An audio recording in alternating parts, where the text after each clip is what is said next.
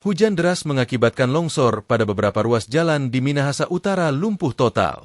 Longsor terjadi pada Sabtu 24 Mei 2025 sekitar pukul 15 waktu setempat. Dalam video amatir warga memperlihatkan material longsor menutupi badan jalan air madi di Tondano di Desa Tanggari, Minahasa Utara.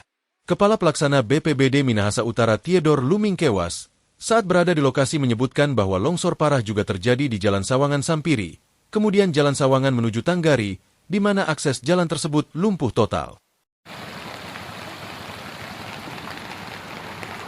Titik longsor dari Desa Sawangan menuju Sampiri, informasi dari masyarakat berdasarkan laporan sementara, kurang lebih ada 2 titik longsor.